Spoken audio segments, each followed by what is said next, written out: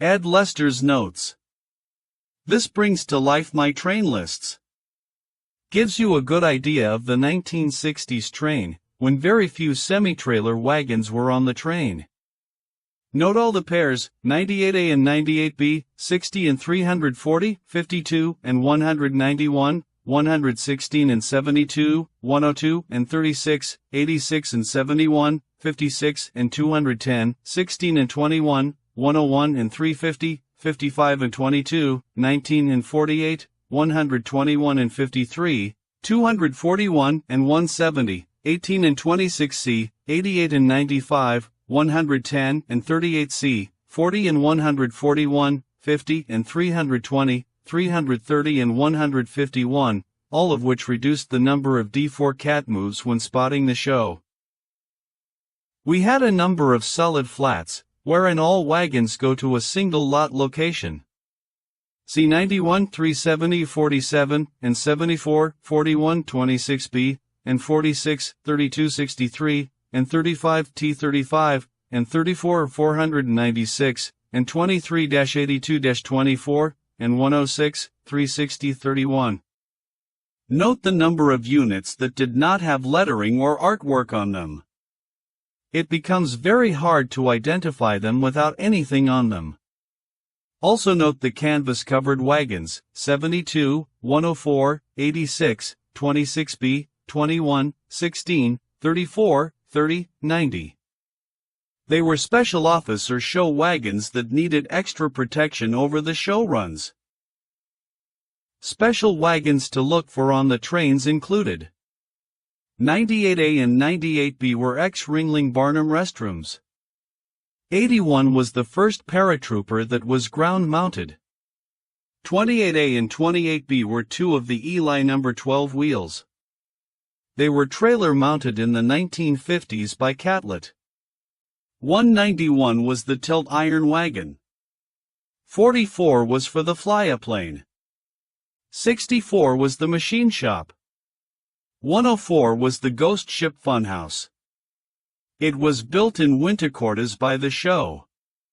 Note the rocking gear underneath that caused it to rock back and forth. 70 was the only Rollaplane carried in 1963. 26C was the German Trabant ride. 93 and 29 were for the Bavarian Express ride. 170 was for the dark ride. Note the fence racked on the side. T35 was the semi-trailer for the Myler roller coaster. 38C was the German Mack Calypso Center. 390 was for frozen custard sales and was built into a surplus World War II radar van. 23 was an open-topped wagon used for concession lumber. 30 Funhouse that is currently at the Carnival Museum in Gibsonton, Florida. 90 was the Kittyland band organ. 43 had one 60-inch Warsaw. Special features of the loading list. Wagon C15, 98A, 98B, as shown on first section, would normally ride on the second section. Wagons 28A and 28B were the only two Ferris wheels carried. Wagon 200, note the mudsills overhanging in front. Wagon 16, ride center pole, overhangs 21. Low unit placed in front of wagons 350 and 45 to create a gap to allow man riding with monkeys to get out and into fresh air. Wagon 85 was one of the few semi-trailer wagons. The trailer was later sold with the ride.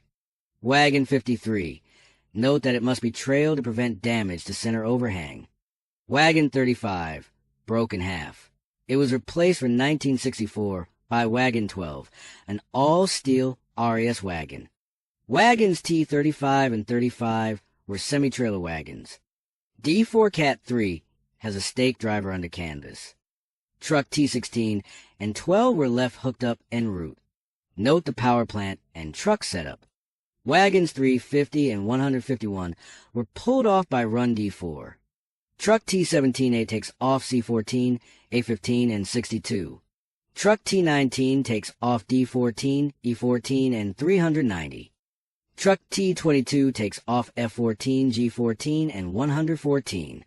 Truck T27 takes off B15, 34, 496. Of the 9 power plants in the photos, 8 are over the wheels. This reflects the Settlemare desire for them to be over flat car wheels as much as possible. Of the first 10 flats to be unloaded, all 10 are self-unloaders or behind a self-unloader that will take it or them off.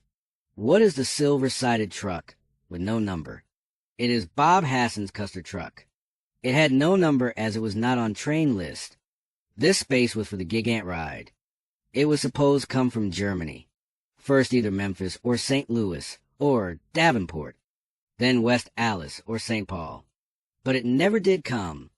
The German engineer for the German Trabant came up with an idea for a new ride.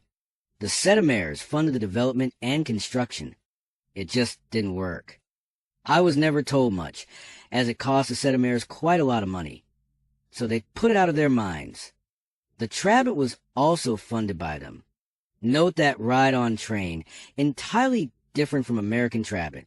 When, however, proved out, they sold the rights to Chance. Rumor was they got $1,000 per Trabant shipped. Also had a lot to do with field testing of Skyfighter. They also received the first Super Loop sold, but ended up a bad decision. It had lots of mechanical problems, so was traded in or swapped for an improved model. Not on train here, just a thought. Much of the information came from the late Ed Lester and other personnel from the Royal American shows. Much other information as well as a collection of show memorabilia is available at the Carnival World Museum, open every Thursday through Sunday 12 to 5 p.m. at 6938 Riverview Drive, Riverview, Florida. Thank you again.